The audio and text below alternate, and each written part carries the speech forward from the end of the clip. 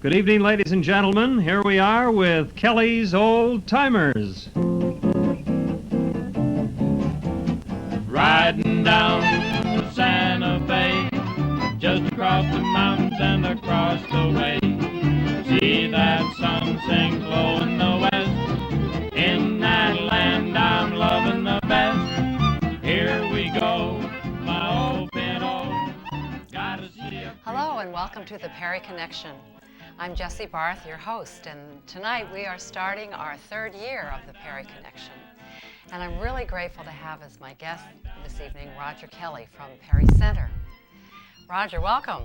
Thank you, Jessie. And for our audience, the music that they were hearing as the show was beginning was Kelly's Old Timers. That's right. Of which you are a great part. Yes, How long have you played in the Well, Old the Timers? Kelly's Old Timers started around 49 or 1950.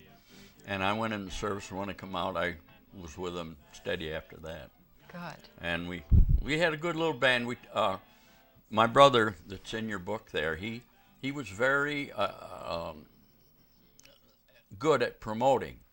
And we played for a lot of Kodak, telephone companies, manufacturing companies at that time. In the 50s was big. Good. Parties and Good. then all the other things, and that's Great. Well, you mentioned the book, and let me just show it for a moment. This is our Perry Connection, and this is sort of a segue from last year's Perry Principal Project into our new focus, which is going to be rural Perry. This, with the World War II emphasis, much of that was on the village. And so I thought this year I'm really going to be focusing on Perry Center and the rural history. So let's start at the beginning. And because what I'd like to do is to divide our half an hour into three segments. okay. I want to talk about what Perry Center was like growing up. For you and any history you have of Perry Center, and then your personal life, and then I think you're one of those wise men that we have here. And last 10 minutes, I'd like you to just share some of your wisdom and sort of good wishes for the future of Perry. So that gives us a framework to work with. So tell me about Perry Center. Well, Have you lived there all your life? I was born there, right on the corner. On the corner. And there was a restaurant on the corner. My mother run that through the Depression days. And what was And my the father name of run it? the Kelly. What was the name of the restaurant? Kelly's Diner, I guess. Okay, Kelly's Diner. Yeah. Okay. And Excuse me, and then you said your dad had... he had the garage, which later became the Ford place. Okay, which And, just celebrated its 100th year. 100th. My dad up here, October 18th. We Okay. celebrated 100 years. Congratulations. Yeah, and he started down up here on we call it Gasoline Alley up here. Okay. And right on the corner there where the ambulance place is, there was a building there, and they started the car agency in there. And I think they were there 6 years or something. It's all in the paper. I can't remember all the facts now, but then they moved out to Perry Center. And why do you think they moved to Perry Center? Pardon? Why did they move to Perry Center? Well, they lived there. Okay, they just wanted it to be closer to home. My grandfather had a business there. His father, my great grandfather, had a business in Wethersfield, and the son learned they were blacksmiths and carriage makers and all that. And it's all in the history, Wyoming County history, and I've got the maps that showed where my great grandfather worked. But he worked on the Erie Canal, and when he got up here, he got married and settled in Wethersfield Springs. Then his son, his youngest son, my grandfather, And what was his name? Sam. Sam Kelly. Sam S.E. Kelly. And that was, he met my grandmother, Mary Phillips, and she played piano and he played fiddle, and they met playing dances. So they got together and eventually got married and had 4 kids, and they formed the Kelly's Orchestra. And what was the instrumentation for that? The instrumentation was my aunt played the piano, the other aunt played the violin like her father, and of course Aunt Helen played the piano like her mother, Mary, and my dad played trombone and trumpet, and his brother Warren played clarinet, and they played dances all over. It was quite a time. Now, what period of history are you talking? What years are you talking about? Oh, kind of think around World War I. Okay. And that's when they were up into the 20s. Okay, and then you came along in the 20s, and you said President Coolidge? Yeah, he was office? just getting ready to get out of the office when I come on the scene. Okay. And anyways, that was 20s were quite a time for music. Oh my! And of course, was that before the radio was really? Yeah, the radio was getting started, Uh-huh. and just got off the ground. I would say really got going probably around the late 20s. Yeah. And Roger, what effect do you think that had on the community, the fact that you had to make your own music? How did that benefit the community? You mean the live music or Yeah, the radio? No, the live music. Oh, everybody wanted to get into programs that they could play. When I came along, WHM, WHEC, and WBEN, and WGR were all having these contests, and these personalities from like WHEC or WHAM would come out to the schools, and they would say, "We're coming out, and we're going to run a contest, talent contest." And they'd come out and do their little ditty, and Pete and Joe and all these shows, and they were regulars, of course, on the station. Then we'd go out and try to do our thing and win $5 or something. That was a lot of money in those days. Sure. So, and I remember so well the some of those contests we got into. It was really something. And So did you win? Were you a winner? yeah, once in a while. But I had a girl that lived here in Perry, and she was very small.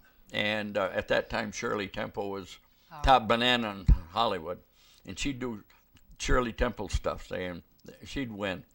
I'd get off stage. I said, I can't beat her. But one time, we got her, and another guy and I. Well, good. Well, congratulations. You got Shirley Temple. Well, so did you have lessons, or you? I know the Kellys are noted for just being natural musicians, and your son Eric and his kids are all very musical. Well, there was a lot of music around, like the Barth brothers. They had their orchestra, your family side, and the Kellys. But actually, when my brother Woody and I came along, my uncle and father had quit because there had been a lot of, it was going through hard times and all that, and they didn't have a band anymore. But my brother, he got playing accordion, and he went on a radio station in Rochester, and that was something. That's a big Nobody deal. can understand that. We went down there to WHM. It was in the Sagamore Hotel, and everybody was in uniforms and dressed up. You thought you were in heaven, and we went down there and Played a lot. well, we didn't play there, but we went to see some shows and stuff. And that my father, he was a great guy to take us places like that, Good. Who else were your influences? Who are your musical influences? Oh, well, of course, my family, and my brother Woody. He would work with me a little bit on. The two of us would go and play together at places, Mm-hmm. But actually, we didn't do too much together at the start, and then as I developed up through and the war come along, then I really got going. So your influences were really local influences. It Yes. wasn't like you heard CDs and records and radio. You were Radio was the thing. Okay. And I'd hear at that time in the 30s, Benny Goodman was big. Okay. And we had, but our family music was more classical. Okay. But when my brother and I come along, and Woody played accordion and I played guitar, they weren't instruments. You had to play violins and everything. See, okay.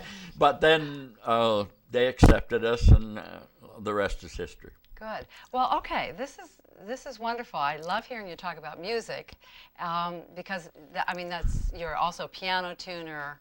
You've done so much. And in a small community, music was really a way to bring people together socially. You said there were dances, and that's how people met and That's right. ultimately courted through. Well, I was these very dances. shy, and if I wanted to meet the girls, I would take my guitar and we'd sing. And that's the way we got acquainted, and the girls would be singing and, like Mersey Dotes and that was later on, but we was singing all the songs and go to the homes and play. And another guy and I, Ding Conley and I, we did a lot together. And All right. Well, let's. I want to just hear a little bit more about what Perry Center was like as a rural area. Can you just give me Yes. some thinking about that? We 2 restaurants, probably 4 or 5 gas stations, Really? because it was on Route 20, not 20A. It was Route 20.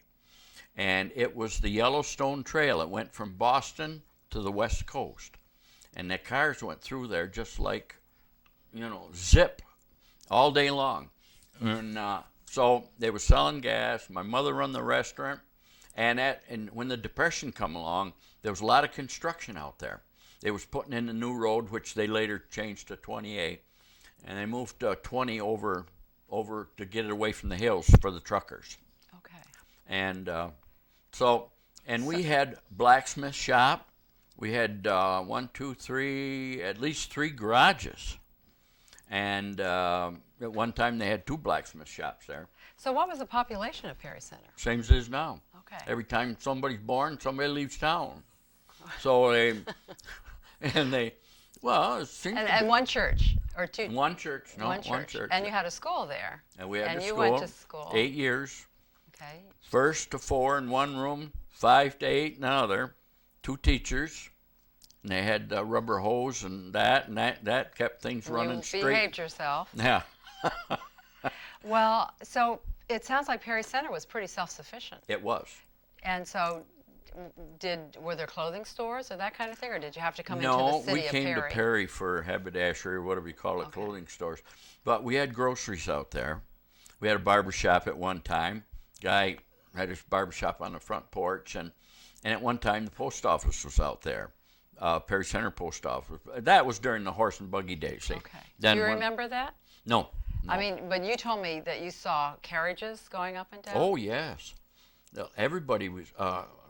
We had the cars, but people used horse and buggies. Some of them that couldn't afford a car. That was in the 30s and the 20s.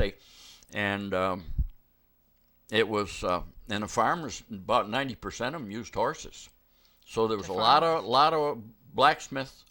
And of course, my dad ran a welding shop, and he was a blacksmith too, like his father and his grandfather.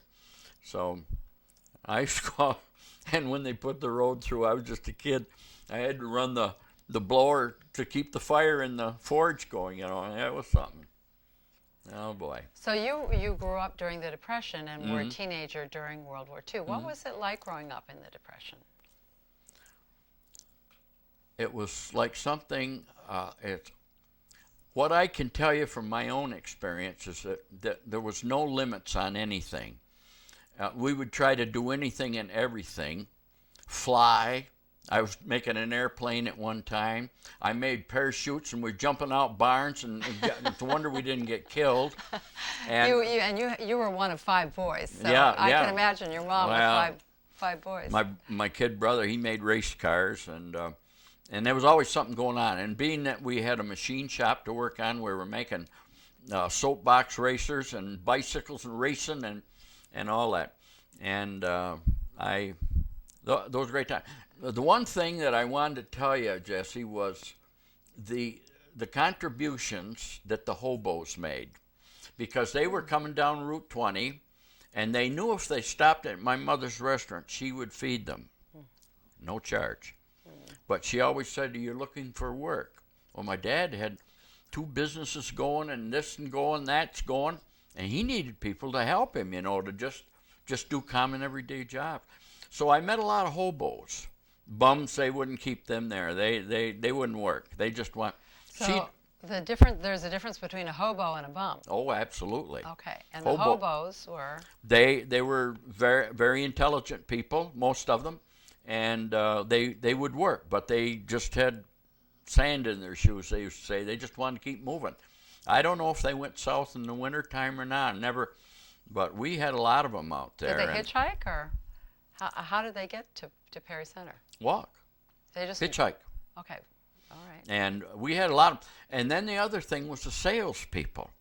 You don't see that anymore. They were coming to your doors. Everybody was coming to your door, and of course, Ma had the restaurant, and she had salesmen coming there, cigarettes, hot dogs, bread, you name it, and they'd come in there and they were joking and telling stories, you know. And over to the grocery store, they were in there, and it was just a three-ring circus all the time. And there was no sense of feeling poor. No. I mean, and they probably didn't even call it the Depression back then. No, we didn't know. We never heard except my dad he was always listening to radio all day long, all night, and he'd have it in the garage there, and they'd be listening to politics and all of the things that went on. The radio was quite something. Yeah. It's way ahead of television today, as far as I'm concerned, because there were so many programs, and it was easier. It was cheaper to put on a program. The television cost millions of dollars. Right. So you had a lot of variety. Mm-hmm. They'd go in a room and there was nothing in there. They'd put on a show. We went down to WHM, watched Hank and Herb. They were big on the radio in the old days. There was a couple old vaudeville guys.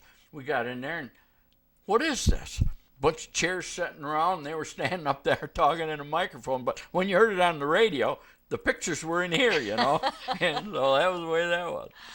But he can tell you. Yeah, well, listen, we've got our Perry Connection book here, and you submitted some of your thoughts. And I would say to our listeners that this book is available at Burlingham Books if anyone is interested. There are a number of Perry celebrities that are mentioned in the book, and we have photographs of your brothers. Yep.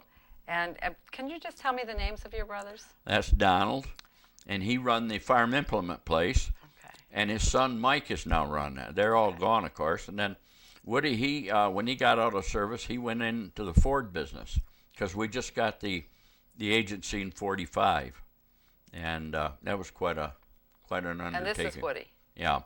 He took over the Ford place, and Don run the farm implement place, and we sold Alice Chalmer products and other things, and I worked in both of them places. Okay. Now, if we could also, then here's a picture of you playing with the Swingsters. That's right. And here you are, looking very much in charge with your guitar. Oh, I was a tyrant. I bet you took it very seriously. They used to call me Hitler when they'd get me. Us guys, we'd get fighting. Bob Hayes, he's up on Chestnut Street here. We'd get together and same old story. Yeah. So I got to mention him because he's still around. And oh, sure. And but we for 2 years we really went at it. We really went at it. Took it very seriously. And you played for dances. And here's another photograph of some lovely women that are singing with you. I really like that picture of you. Which one? This one. That one? Yeah. Oh, we were right in seventh heaven. But I remember. You were in high school here, or was this after high school? Yeah. And these were gray ladies, and they'd come and pick us up in a station wagon. We'd go over and entertain the troops. And sometimes it was sad. I saw a lot of guys that had been really. One guy was there we entertained, and he was a guitar player. And when he saw me, he come over and he says, "I used to do that." Oh. But he was on a destroyer, got torpedoed, and they blowed him right off the thing. And he was in the water for so long, and his nerves were shot. And he said, "I can't play anymore." So those are the things that used to rattle you when you would play over there. Yeah. Now, the women were Leona Weeks and Helen Reichlich? Reichlich, yeah. Willie, he run a store down here in Water Street, and that's Helen. She was originally from Batavia, a nice lady. And Willie was a great guy, character and everything. Yeah. So. Good. Well, let's move forward a little bit because I want to really just talk to you a little bit about you're thinking. But first, tell me about your wife, your children, so you can give everyone a mention here. Well, my wife, I met her at dances. Okay. And Her she name is tells me that when Lois? she first saw me, Lois, when she saw me, she said, "That's it." And What do you think that was? I don't know. Just your charm? No, I was a nut. I guess she saw something in me. It's like a piece Saw of that clay, twinkle in your eye. a piece of clay, and they could mold them into something. Well, she's obviously a very wise woman. She's a very intelligent woman in her own way, and she came up the same way we did. 8th grade or 12th grade education, in high school, and get out and work. Good. All right. Well, and then you have two children. Yeah, 2. My daughter, she lives in Seneca Falls. And her name is? Amy. Yeah, she's a whiz bang, smarter than a whip. And Eric, of course, he's a music teacher, like you were, I guess. Yes. And he has his moments that too, But Sure. And he runs the band, the Kelly's Old Timers now, and he's got his own or another band. He and Guy formed this trilogy. A trilogy. Okay. And they play the more modern stuff, whereas Kelly's Old Timers were playing the older music for the older sets. Eh? Right.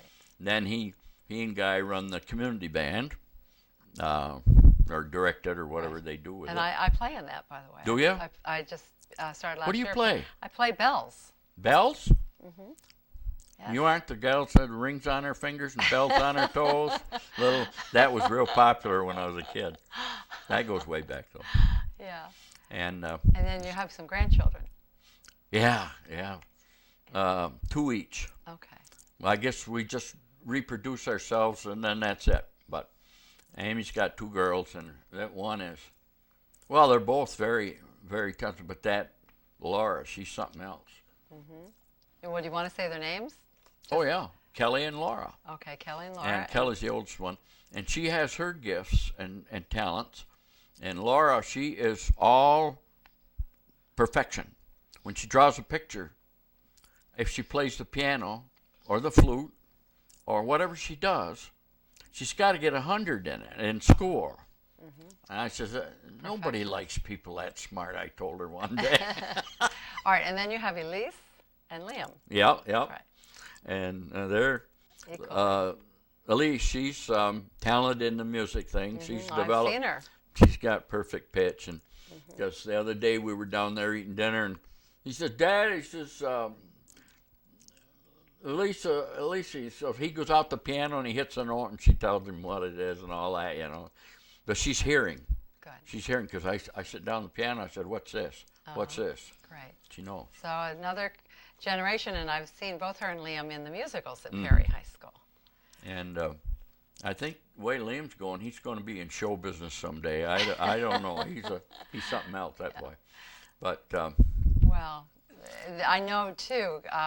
They just do a lot for the community. Eric and Val especially. yeah, Val plays trombone. I don't know if she played. Does she play in Yes. the band? Yeah. I get up there once in a while to see it, but I'm getting age where I don't like go out at night anymore. Tonight was a challenge to come down. It's a rather windy night. Yeah, and Well, speaking of coming out on a night, last May 28th, we had our Perry Principal Project celebration, and we had you play for that, and we're very grateful. And when I first had met you, when we were talking about the book, you spoke about the golden threads that tie a community together. And, to me, the night you spoke about the golden threads here in Perry, that your Mr. Traber helped Dr. Chapin, who then went to med school, who helped save the life of George Traber III. I mean, those golden threads.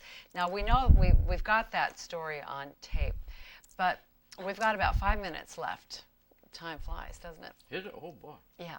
But at any rate, I just think you're a very wise man, and I know you and I have talked about sort of metaphysics and just philosophy, and you know, what would you like to share with Perry? You know, we're sort of entering into times that aren't quite as, you know, secure, perhaps, or what we've known. So what words of advice can you give? The only thing I can say is don't worry too much about things. People get all excited about this or that, and as you get older, you need very little to live on. That's the beauty of getting old. You don't need all of the stuff you thought you needed. The bells and whistles and all that. That's all done. So as long as you got a clean pair of socks and some and some shoes and, you know, clothes. Yeah. And but in hard times, they've got to learn to quit wasting. It's American sin with what we waste. It's absolutely terrible. And my wife, she even gets sick of me sometimes shutting lights off and things like that. That's the way we're brought up. To conserve. And it was just, you didn't waste stuff. And like I was going to tell you about the stores. You went to a store, they wrapped everything up in paper. Your meat and this and that. You had canned goods, of course, but everything you went to the store, it was done right there on the counter. He remembers that. And that's something you go in the store now, half the stuff you're dragging back, you're paying to get rid of it. It's garbage, and you know what I'm saying. And I think we're filling up our dumps with all this stuff and waste, and I got a cure for it, but nobody would want to hear it. Well, I'd like to hear it. What's your Everything cure? that you get in the store, you take it back. And then when they get the new recycle? stuff, they take it back. And when it goes back to the factory, they got to do something. Now, pop bottles, that was my job in my mother's restaurant. Getting the pop bottles, the used ones back, and get them in there and get them ready for the man. And they'd come, and we got our pop from Leroy in Batavia. And they had the truck, and the empty bottles went back. Now, cans, and you name it, and it was thrown away. So I don't know, but I love what you said about not worrying. That's very sound advice. I figure there's a greater power that is running the show, and people are running around like crazy ants, you know, and but we're not as organized as the ants are, and we're running in different directions. But I sincerely believe that with age, you get so you just, if you start worrying about something, you say, well, I can't do nothing about that. Forget it. And, you know, I heard a definition of worry one time, which is ingratitude in advance. Yes. Isn't that good? Yes, that is good. Yeah, so I like what you said. That struck a chord. But my whole life, I've been wondering about things and how I got here. And I look back, and there's a long trail back there. And some of the places I went, I said, what did I do that for?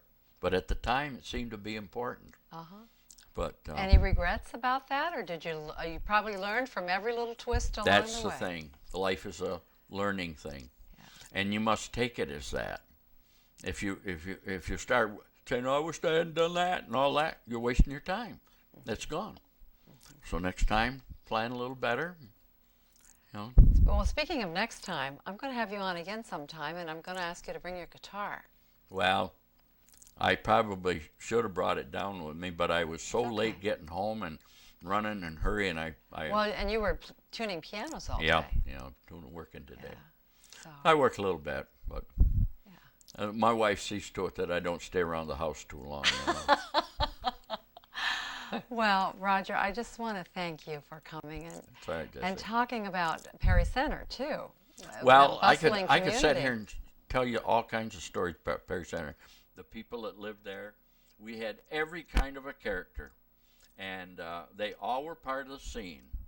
And when I was a little boy, I used to go to the blacksmith shop, and I'd get in there and I'd hear all these strange words and these things, and I'd listen. And and the characters that come in there, and the farmers, it was just a whole education. Yes. Education. Jesse, it's been a pleasure of mine. Well, thank you so much for coming. Anytime. Thanks for all the music, and we're going to end the show with more of Kelly's Old Timers. Right. And the next time I come down, maybe I'll bring Doug with me, and we can play some bass and guitar. Well, you know, I'm glad you said that. Who are the guys in the band? Let's just before we. Well, Eric plays the Kelly, your piano, and son. he kind of runs the thing, but he shares some of the responsibility, or Doug shares the responsibility. Doug Kelly. And Doug is Woody's son, my nephew, All right. and he plays the bass, and runs the computer stuff, and makes copies and all. He does a lot of the dirty work, and making the dates and all this. And they work between them very good. Okay. And then we have Doug plays bass. Tommy Quetchen here. He's Right. going to be the mayor of Perry pretty soon here. He owns they own everything around it. And then Guy Macaluso, he's from Perry, and he's living in Leroy now.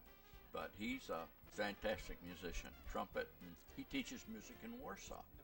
And Eric, of course, teaches in York. So we got two music teachers with master's degrees, and of course I let them know, when they make a mistake.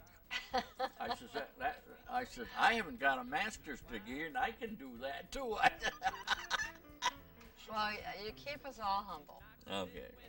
whatever. Well, thanks so Had a much good for time. coming. And Good enjoy crew the here. music. I'd like to thank Thank Art the boys there. Tamrowski and Kyle Adamczak. Yeah, Okay, Carl. great. Kyle's dad, mother, knew him well. Good. And And thank you for joining us this evening. And we'll see you next time on the Perry Connection.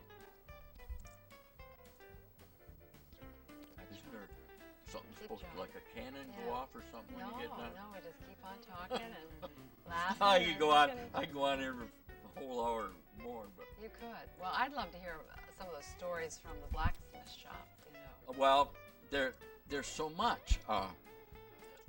What we did, we had a pony.